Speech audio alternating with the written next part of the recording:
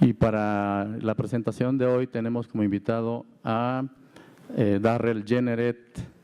Le voy a dar una breve referencia de él. Él es un profesor asociado, viene de Carolina del Norte, de Estados Unidos. Darrell comes from the U.S., from North Carolina. He works at the Department of Evolutive Biology by the University of California.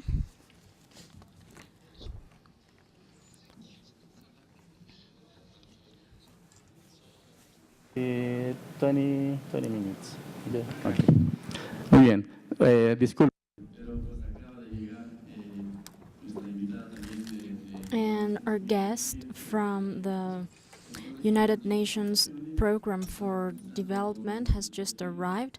I was reading Darren's resume, and I was telling you that he's post-PhD intern by the University of Arizona. He has postdoctorate research on handling of carbon tension in Ohio. He has a PhD in the Department of Vegetal Biology by the University of Arizona. He has a degree in science by the Technological Institute of Virginia. He's been assistant professor at the University of California.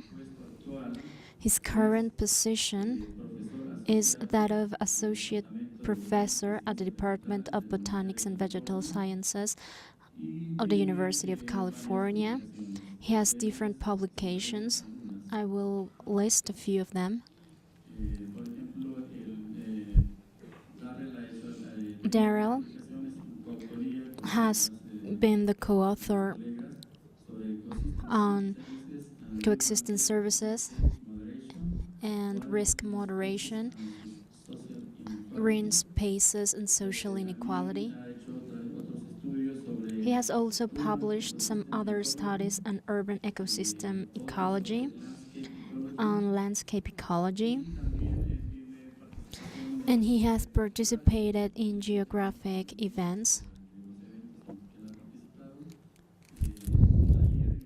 workshop on dryland ecology by the Xinjiang Institute from China,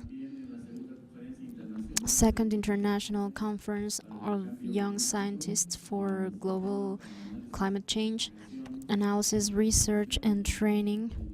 This happened in China in 2006. Also, climate applications for the monsoon region. This was a binational workshop in Guaymas, Sonora, Mexico. So, without further ado, I pass him the floor.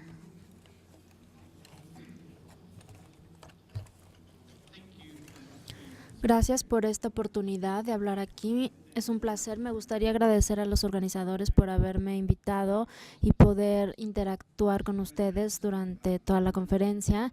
Voy a hablar de la vulnerabilidad del calor urbano y cómo responde esto al cambio climático. Voy a enfocar en esto mi plática. Este es un ejemplo de mi investigación en la Universidad de Phoenix, Arizona. En primer lugar, me gustaría agradecer a toda la gente involucrada en esta investigación, gente que ha participado directamente, así como también las instituciones que han proporcionado fondos y que han patrocinado esta investigación de forma tan generosa.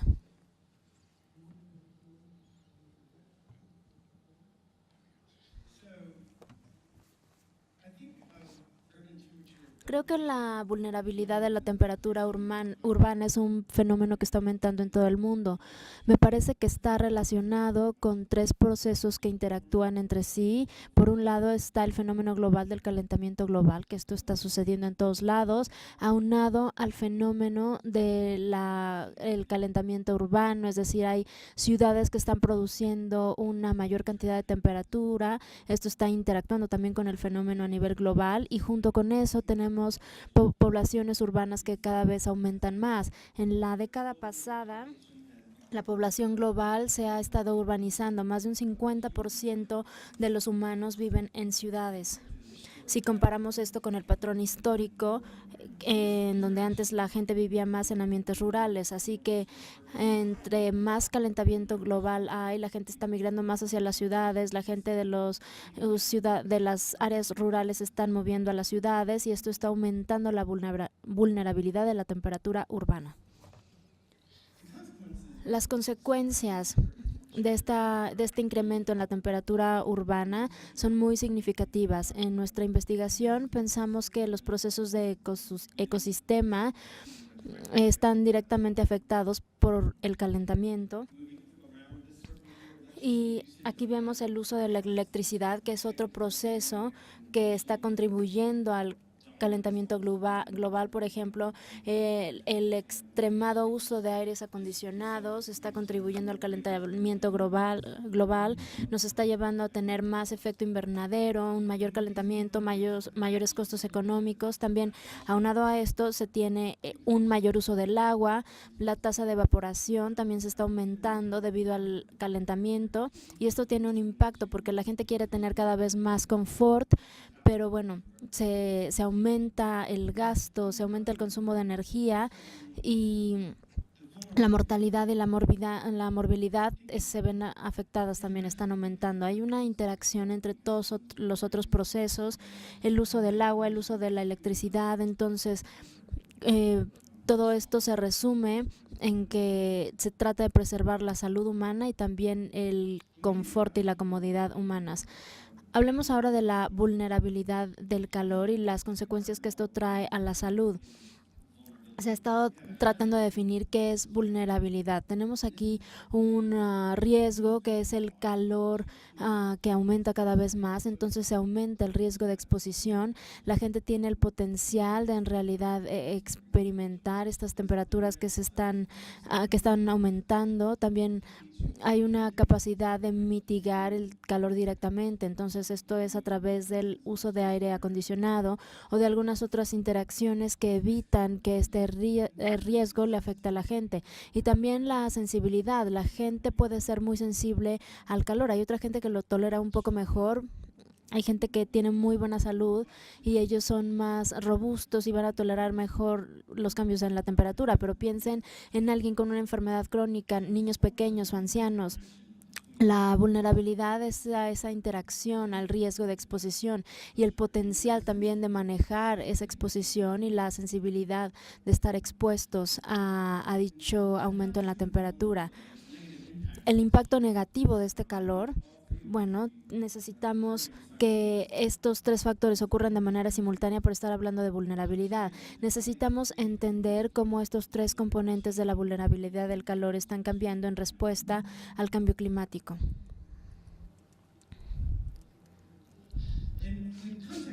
Ahora, dentro del contexto de toda esta conferencia, hemos estado pensando mucho acerca de la vulnerabilidad urbana al calor y al aspecto del cambio climático, que trae consigo grandes necesidades de información geoespacial para reducir la vulnerabilidad. Tenemos que cuantificar la vulnerabilidad. Hay muchas herramientas geoespaciales en nuestra investigación para entender qué es lo que causa la vulnerabilidad geoespacial. Algunas cosas que yo creo que son necesarias dentro del mundo geoespacial para manejar mejor la vulnerabilidad urbana, en primer lugar, es medir los patrones de clima urbano. Pongámonos en contexto. Tenemos una gran variedad de sensores y distribuidos en ciudades y en todo el mundo, que están integrados con imágenes por satélite, imágenes producidas por muchos medios, y esto nos muestra un patrón. Entonces es muy bueno manejar los patrones y saber en dónde se ubica esto. También las bases de datos, el mapear la vulnerabilidad es un requisito geoespacial muy importante. Cómo combinar este riesgo, esta información de riesgo asociada con mediciones de patrones de clima urbano, y también las variables ambientales que se acumulan en la integración de datos sociales y urbanos. También hay que incorporar la información social al mismo tiempo, porque es una necesidad geoespacial. Ahora, otro aspecto de los requisitos geoespaciales es el escalamiento. Hemos visto muchas veces que la vulnerabilidad al calor humano es algo que podemos entender a partir de lo que sucede en una casa particular y cómo esto afecta a la escala global. Si relacionamos esta variabilidad y lo pasamos de lo particular, como es una casa, a lo general, que es todo el mundo, vemos aquí un reto geoespacial. ¿Cómo vamos a determinar las distintas escalas y cómo vamos a tener herramientas que nos permitan hacerlo dentro de este marco de investigación? Ahora, hay que proyectar la vulnerabilidad futura. Para hacer esto, es necesario que se apliquen los 3 puntos anteriores. Necesitamos hacer modelos de pronóstico e integrar dichos modelos para que sean dinámicos y tener una visión dinámica de cómo es la vulnerabilidad, tratar de pronosticar el futuro y cuáles van a ser los patrones sociales dentro de una ciudad y en todo el mundo. Y finalmente, las aplicaciones directas, la adaptación del aumento del calor en las ciudades. ¿Cómo vamos a poder priorizar qué áreas en una ciudad o qué ciudades en el mundo necesitan enfocarse en términos de actividades de adaptación? ¿Cuál va a ser la adaptabilidad para tener estrategias de adaptación en una ubicación en particular? También algunos cambios son algunas estrategias de adaptación, por ejemplo. ¿Cómo podemos evaluar estos cambios en adaptación para manejar la vulnerabilidad urbana debido al cambio climático? Estas son algunas de las principales oportunidades geoespaciales que yo he investigado en mi trabajo para tratar de entender y para trabajar con este concepto de la vulnerabilidad urbana. Así que dentro de este contexto, voy a discutir con ustedes algunas de las investigaciones que yo he estado realizando con colegas en Phoenix, Arizona. Este es un mapa general de la región, es un mapa del 2010. El morado muestra el uso primariamente urbano, el amarillo son zonas agrícolas y rurales. El verde son las zonas que se han urbanizado rápidamente a través de los siglos. Queremos ver cómo es que estas ubicaciones están manejando los cambios en el clima y los cambios en la población. Hay un modelo y me parece que podemos ver este modelo en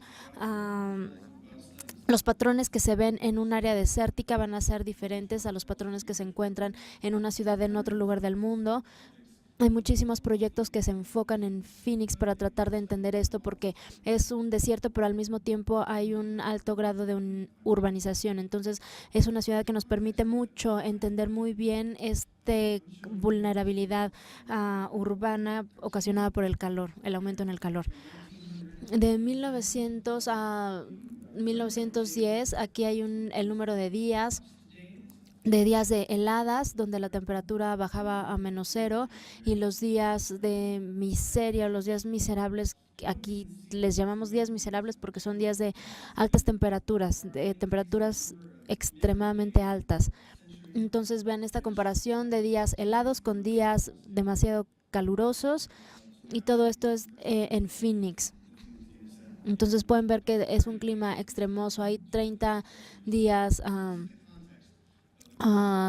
miserablemente cálidos por casi un número igual de días de heladas. Entonces vean que es un clima extremoso.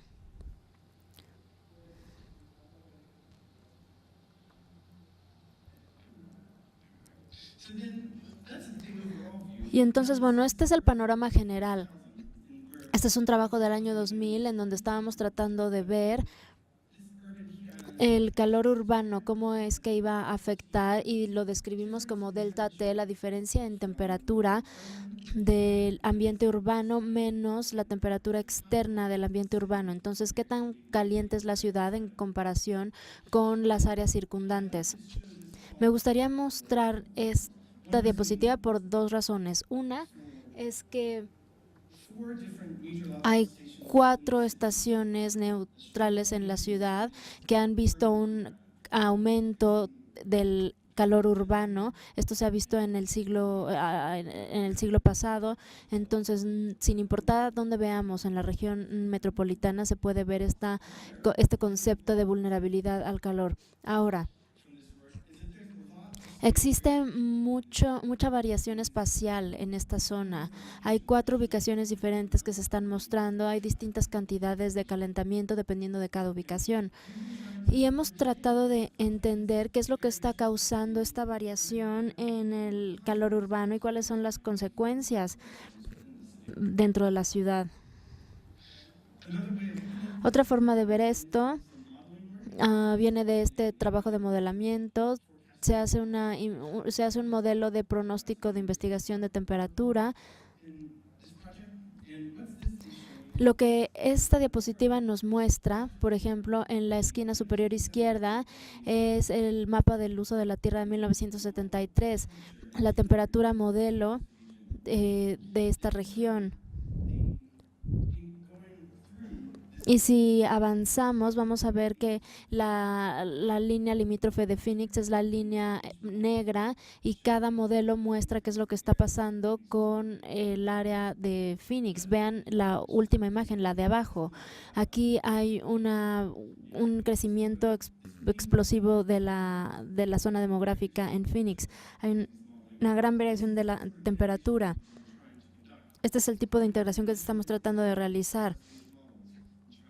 Estamos tratando de mejorar las oportunidades en estas zonas. Cuando estamos haciendo esta investigación, tenemos 3 preguntas dominantes. Si la gente en ciertos vecindarios son más vulnerables a los efectos, a las temperaturas extremas en términos de salud, y cuáles van a ser las consecuencias asociadas con esto, cuál es el papel de la vegetación y de otras cubiertas territoriales al regular la vulnerabilidad al calor en un asentamiento de población. Si estamos hablando de herramientas de adaptación, bueno, estamos hablando de los árboles que hay alrededor y cuáles serían las consecuencias de utilizar vegetación para mitigar el efecto. Cómo los ambientes construidos en asentamientos humanos pueden reconfigurarse para reducir los impactos negativos en la salud del cambio climático en las ciudades. Cómo se puede reducir el impacto a la salud y las consecuencias ambientales del calor alto, cómo reducir este impacto del calentamiento global. Y siguiendo esta línea de investigación, bueno, hemos estado investigando la década pasada. Así que bueno, estos son nuestros mapas iniciales. Este es un mapa de Phoenix y esta es las imágenes de vegetación. Esto se agrega a nuestro censo de rastreo social. Al aumentar la cantidad de vegetación, bueno, vemos del rojo el paso de rojo a azul. En el centro de la ciudad hay poca vegetación y esto está rodeado por vegetación adicional, más vegetación fuera de esta área nuclear con poca vegetación. Si vemos los patrones de temperatura, bueno, vemos lo opuesto. Tenemos el centro de la ciudad, donde hay temperaturas superficiales más altas. Estas son imágenes por satélite y estas áreas están rodeadas por áreas de temperatura más baja. Lo que esto muestra es que estadísticamente hay una gran correlación entre la vegetación y la temperatura superficial. Donde hay vegetación va a haber una temperatura más fresca. Esto se entiende muy bien en la ecología de ecosistema y también en la ciencia de superficie del terreno. Si ponemos esta información en el ambiente urbano, podemos entenderla mejor. También vamos a ver ahora los patrones de ingreso. Con este mapa de ingreso, bueno, y también el aumento va del color azul al color rojo. Donde hay poca vegetación y altas temperaturas, también vemos las casas más pobres, y esto está rodeado de un anillo donde hay gente de mayor poder adquisitivo. Entonces también aquí hay una correlación entre estas 3 variables: la vegetación, la temperatura y el ingreso.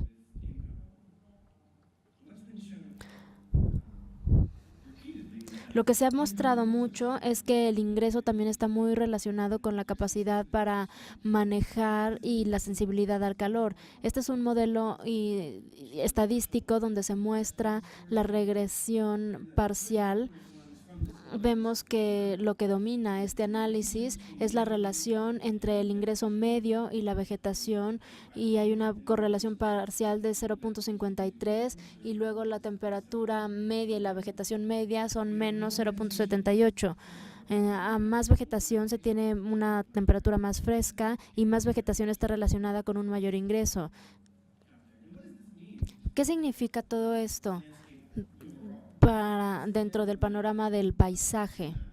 Estos son dos mapas de vegetación urbana en dos áreas en la región de Phoenix.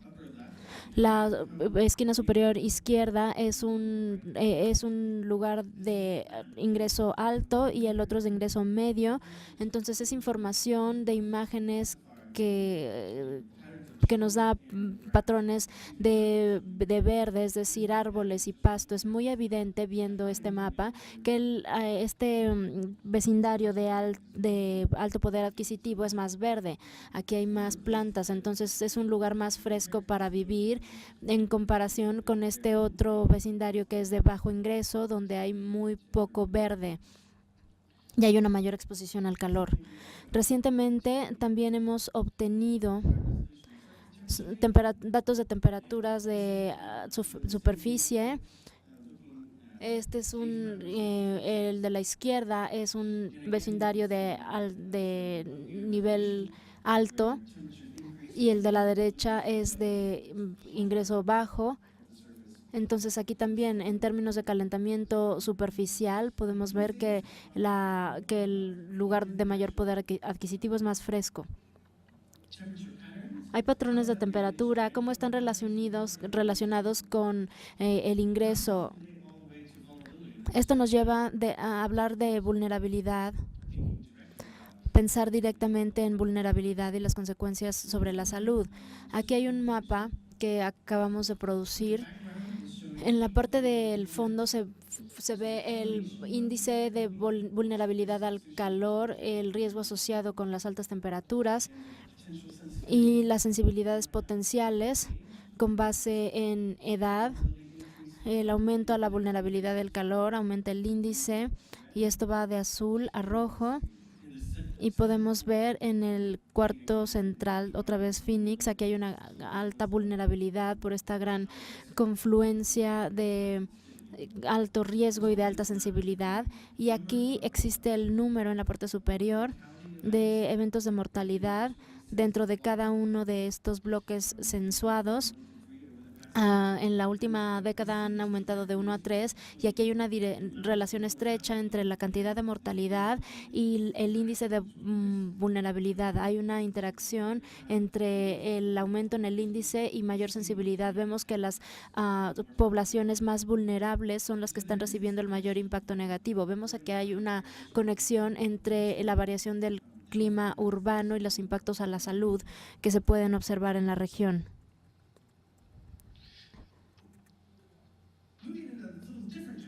Y siguiendo en una dirección un poco diferente, aparece aquí esta vegetación que está desempeñando un papel importante en el riesgo y que también está relacionado con el ingreso. Se estimó la cantidad de evaporación urbana en la superficie.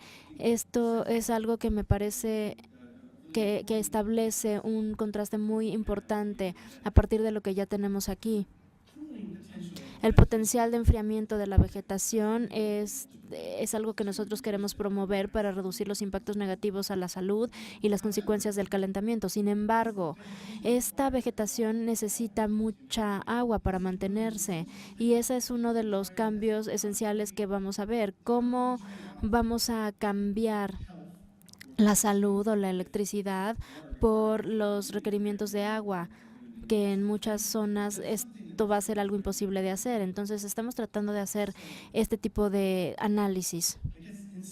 Creo que en resumen Lo que yo espero es que lo que hemos visto en Phoenix, y creo que esto aplica a nivel más general, hay una variación en la temperatura urbana que ocurre extensivamente y es medible en escalas múltiples, desde un nivel de ciudad hasta un nivel de por hogar.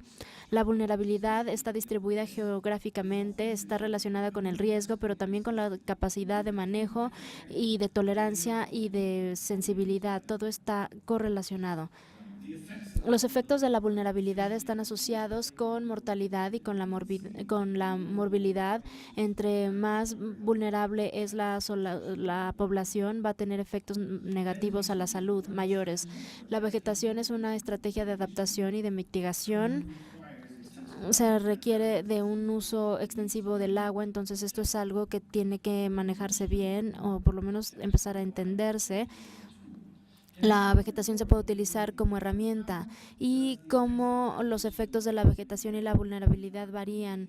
Y si pensamos en cuál es el pronóstico de la vulnerabilidad y de la vegetación, el papel que va a desempeñar en el mundo futuro, aquí es hacia donde apunta mucha de nuestra investigación. Entonces es un área en la que tenemos que poner atención y muchas gracias a ustedes por la suya.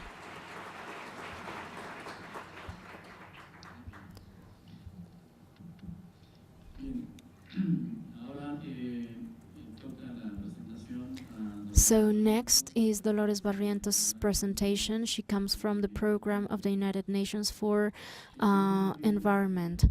She is representative in Mexico for this United Nations program as of May 2011. She's been advocating for the climate change agenda within this program of PNUMA. She's dealing with disaster, conflicts, handling of ecosystems, environmental management, hazardous substances, and resource efficiency.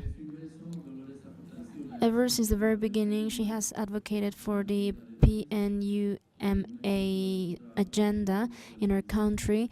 She's advocating for the initiative of green economy, and she's working on an execution study for that in Mexico. Before, she was regional specialist on climate change and sustainable energies for the Inter-American Development Bank. She was the leader of the financing structure to change policies regarding climate change. As an independent consultant, she has been a consultant for many companies in Mexico, the US, and Europe. She's dealing with structured debt, carbon finance, project and development, and clean industries. She also has a broad trajectory in the financial sector in Mexico because she worked for many years at the National Bank of Foreign Trade.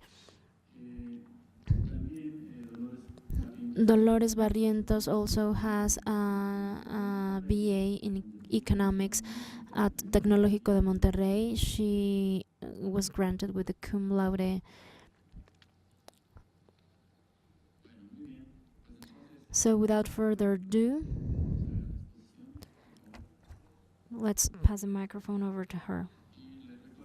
And let me remind you that we'll have a Q&A session at the end of this panel, so you will have the formats to start posing your questions. Good afternoon, everybody. Thank you very much, INEGI, for your kind invitation.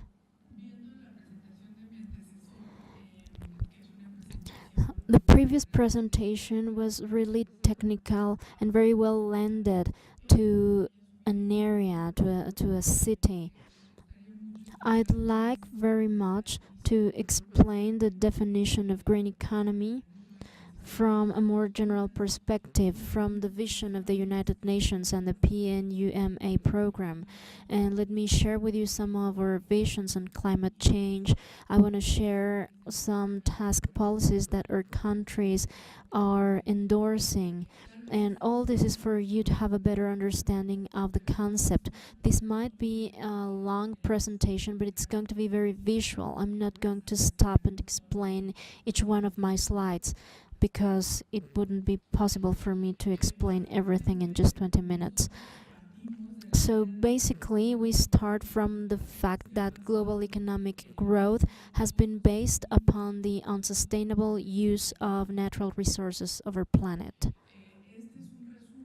This is a summary,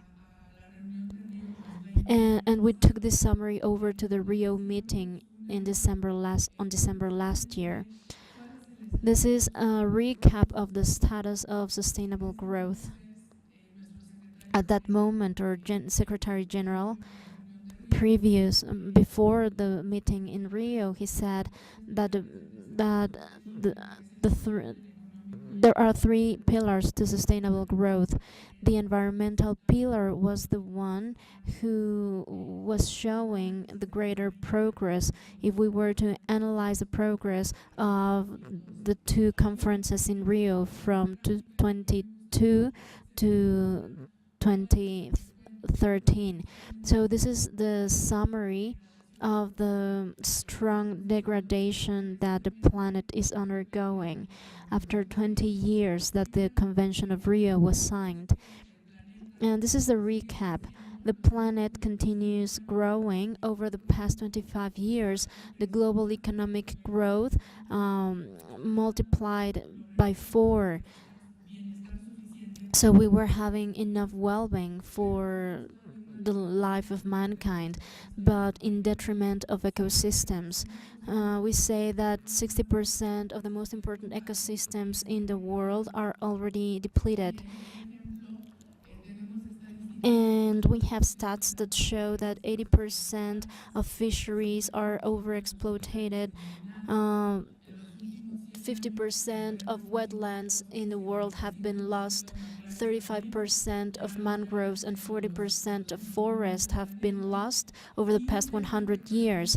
And something that for me is very important to stress out is that over the past 20 years, we are becoming more voracious in terms of the depletion of natural capital. So we're becoming more efficient. We're being more efficient in terms of depleting the natural resources of our planet. And that green capital is the capital that future generations might need to continue living here. The PNUMA in 2008 estimated what was the climate cost vis-a-vis the global GDP, and the stats showed that it was 11% of the global GDP. If we continue with this pattern, with these exaggerated patterns of consumption and unsustainable production, then the projection for the year 2050 is that such environmental drawbacks would represent around 62% of the GDP. So I guess that such apocalyptic scenes that Hollywood movies depict are getting near if we don't change our patterns. And well, talking about planetary limits, what's our perception of them? Some scientists have measured such planetary limits using different variables. Like on this image, the green circle would be that we would be moving towards still sustainable limits of the variables. And the more the variables surpass the green limit, then that means that we are reaching what we should call it's the planetary limits. For instance, you can see how the biodiversity variable has been completely surpassed. It's been surpassing the planetary limits, the nitrogen variables, through the excessive use of pesticides is also, it has surpassed the planetary limits. And look, in terms of climate change, we surpass our comfort lines, and we are very quickly reaching also planetary limits on those levels as well. That means that if we take the variable of climate change into consideration, then perhaps we might realize especially due to the recent events that we have lived in Mexico, we might realize that the costs we're paying to adapt and the natural disasters we're suffering, they are affecting the poor countries mostly. And if it reaches the rich countries, it is affecting the poor populations of the rich countries. So see how the economic losses because of natural disasters are being displayed on the chart. If you look at the bars, in monetary terms, for the rich countries, the losses are large, yes, because they include the cost of the infrastructure that they already developed. But if you look at it from the GDP percentage perspective, then you might realize that the percentage of the GDP, according to the cost paid because of natural disasters by the countries, the poorer the countries, then the more severe the natural disaster. That would be 12% of the GDP, while for a rich country, they only pay a 4% of the GDP to recover, to restore after a large natural disaster. So here we see how unfair climate change is being. The poor nations are affected more severely, and if it affects rich countries, it is affecting the poorest of the poor. This is a table where I am explaining that ever since the framework agreement on climate change was signed within the UN, what we observed is that the increased rates of carbon emissions have doubled. The concentration last August reached 395 ppms, and you look at the trend, the slope is becoming more and more pronounced.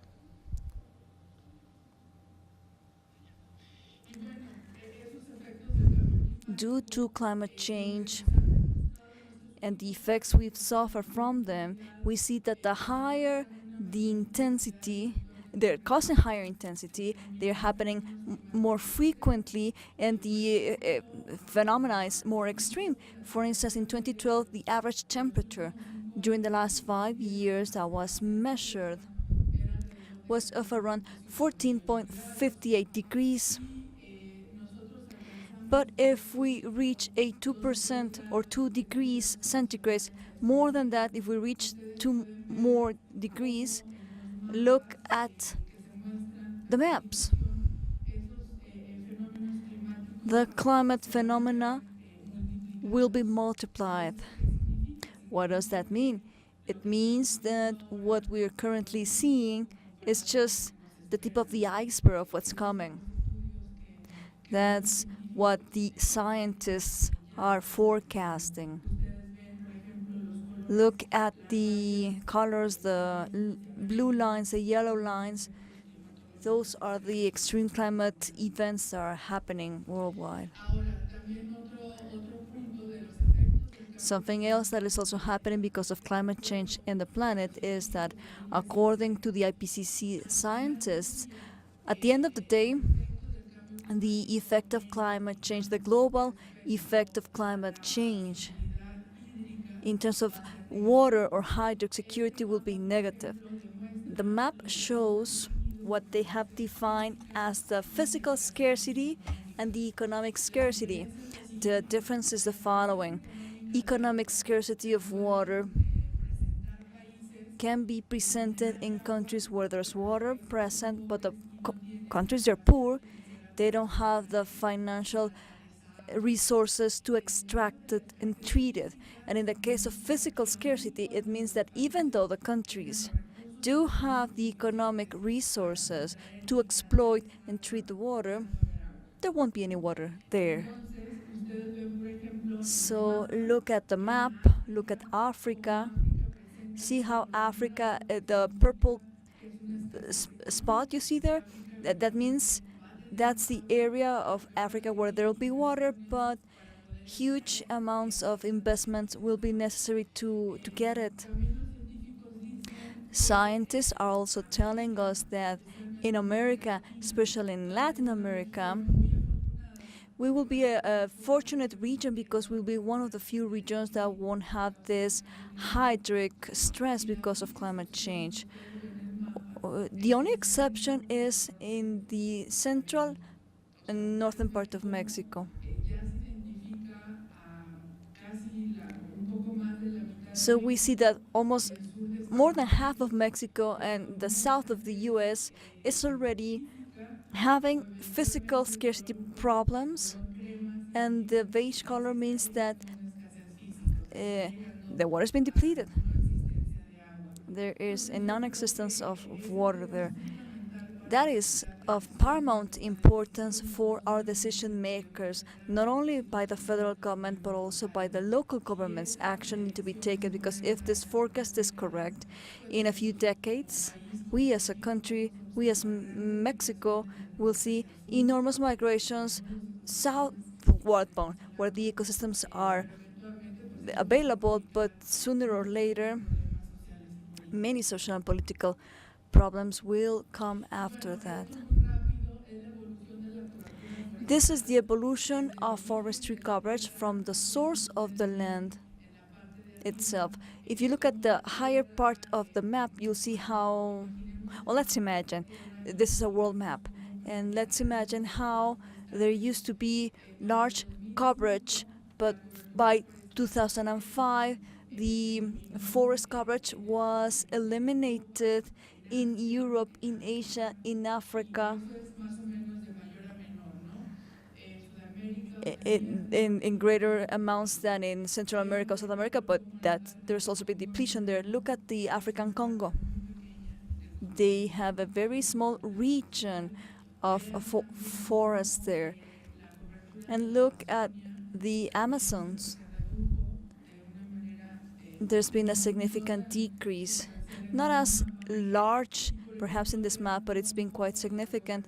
And look at Central America and the southeastern part of Mexico. There's also an important reduction. However, we are not the ones who are facing the biggest problems. The biggest problem in terms of forestry during the last 20 years has been happening in South America, especially the Amazons region. Look at how from 1990 to 2012, that was the coverage loss, and the red bar is from 2010 to 2000 to 2010 in Africa. What's happening with fisheries?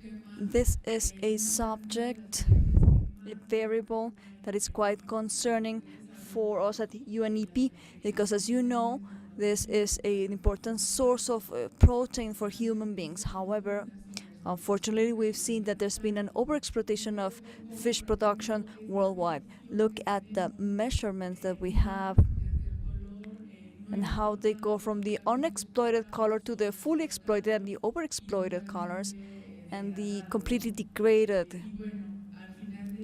By the end of the day, if we look at the horizontal variable, which is time, we see that we have very little ability to keep on fishing. We are depleting our stock drastically, and if this continues according to the current trend, and if the countries do nothing to start with a sustainable fishing practice, then the projection is what you see to the right. The projection is by 2050, we will have a global loss, a total global loss of all species. That is something that has to be really reflected upon as countries. We urgently need programs for those fisheries to eliminate perverse or evil subsidies for the ill-working fisheries and find other ways to help fishermen act differently and let the resources be reestablished to respect that for a little while. What we see at the global level is, where's the money? After all of has been said and done, who's keeping the gain? 20% of the world's richest population is getting 82% of all the gains from exploiting the planet.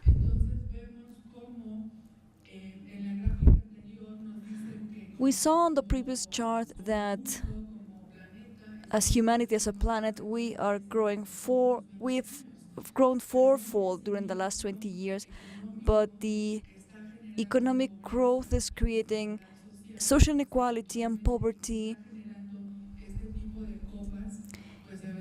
with this type of curves, and this is just an environmental and social disaster in the making. What we have observed is that in the past, poverty was found mostly in the underdeveloped world. It was easy for us to see how the poor populations were very large in Africa or in the Southeastern Asia region. However, nowadays, due to the World Bank statistics, we know that around 1.3 billion poor people are living in what we would call the middle-income countries. The emerging economies like Mexico, like Brazil, like South Africa. That means that the emerging economies, with the exception of China, they have not solved their problem of poverty. They are making it worse if we look at it in terms of how fair the income distribution has been. Who's benefiting with the exploitation of natural capital, more specifically?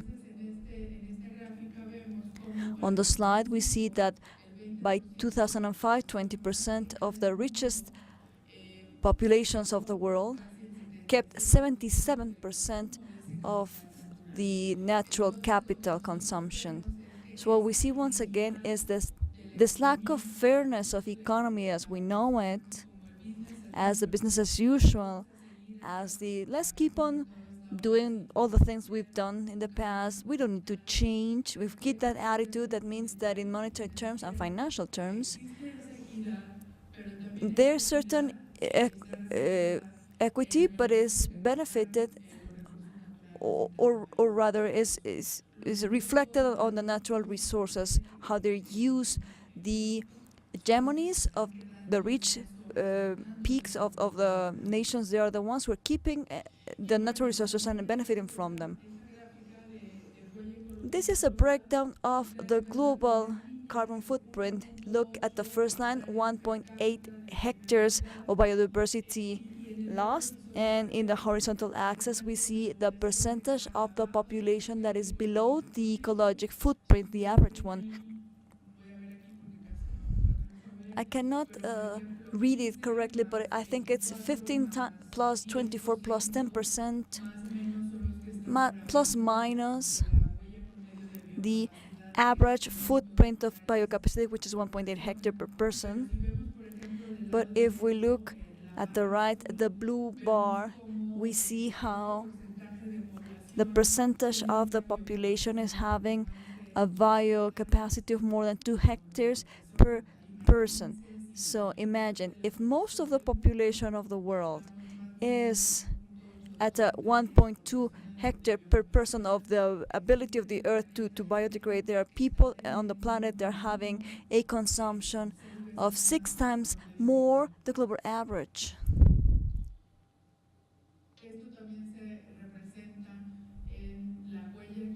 This is also represented in the comparison between footprint and biocapacity. If we look during the 1960s, the planet was still able to provide 8 hectares per person for this biocapacity of the earth. And back then, the ecological footprint was of 1 plus minus 1.5 hectares per person. But during the last 50 years, the trend has pointed to how in 2005 the two variables met.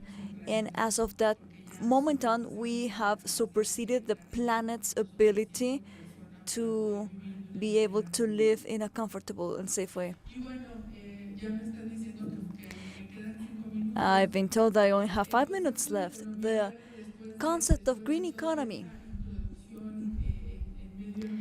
After providing this background on the environment, What we advise is that the countries must seek, of course, economic growth, but this economic growth has to be accompanied by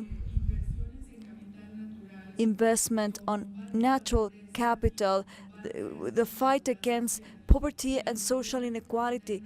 If the variables of those parameters are not looked into, then sooner or later we will be living in economic systems that are not sustainable in the long run.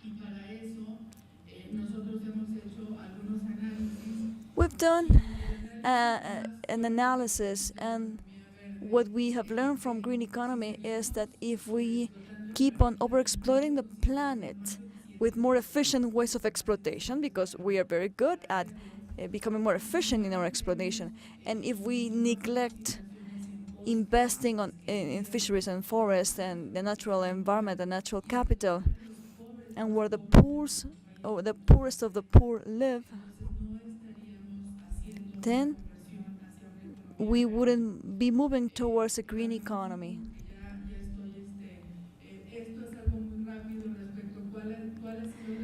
So what's been the trajectory of some countries regarding the challenge of growing, but at the same time respecting the environment? See how during the last 25 years, the red balloon that you see up there is the US. The US is sacrificing a lot of the biocapacity for, again, it is only gaining in a dependent way. But the US is not alone. Other countries are having very exaggerated consumption patterns. We did a global study in November 2011. I highly recommend you read it on the web.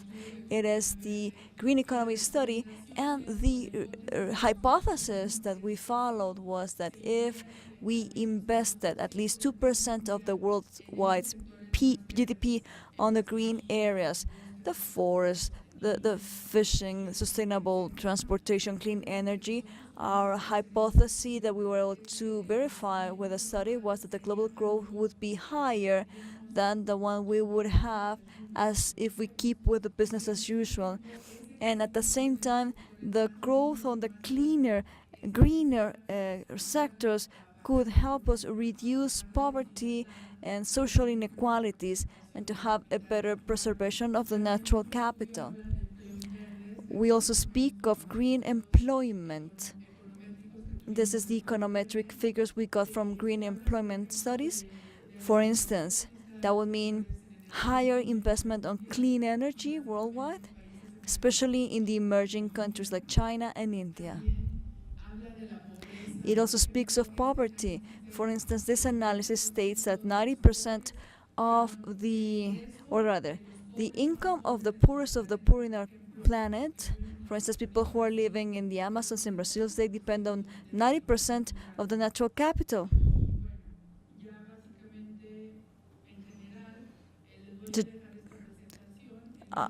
In Mexico, we find a similar situation. Our natural capital is where we have the poorest populations, even though we have a concentration of 80-20, 80% of the population living in cities, 20% living in the countryside, that 20% living out there, they are the poorest population still in Mexico. The Green Economy Study will be presented in the beginning of this year. We will present the synthesis report, and by the beginning of next year we will present the complete report. We follow the same methodology, we follow the same hypotheses that for the global study we analyzed the main sectors of the economy and we saw the effects of an econometric system, what were the effects of economic growth, and if some investment was passed from subsidies or dirty or not clean businesses to cleaner areas, what would happen? Well, this is the end of my presentation. I'm just presenting some numbers of how Mexico is doing renewable installed energy capacities. We are quite low in terms of the potential we have. If we were to adopt the green economy, This is the figure of environmental depletion. INEGI has been measuring this quite closely during the last few years, and how Mexican economic growth has been of around 2% yearly, while the environmental cost of that growth has been of 9%. We have an environmental deficit in this country. Here we have the latest results in 2010. It was plus minus 7%. Where are our sources of the environmental depletion? 20% of them are in the extraction of hydrocarbons and 57% in the air pollution due to the great urban concentrations in the country. Poverty, inequality. What is the challenge to have growth with more fairness, with a lesser environmental impact? That is our recommendation. We need to start having public investment and subsidies provided for investment to cleaner businesses. Thank you very much.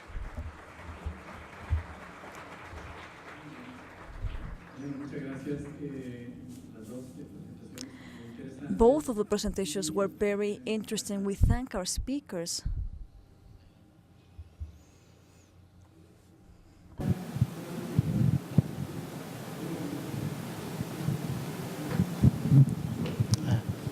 Gracias.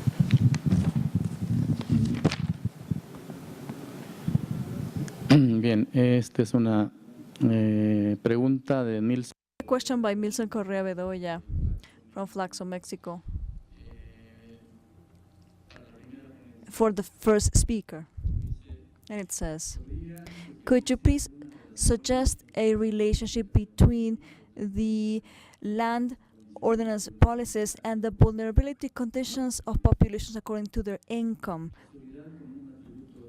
Security as an attribute of those that have a higher income, I think.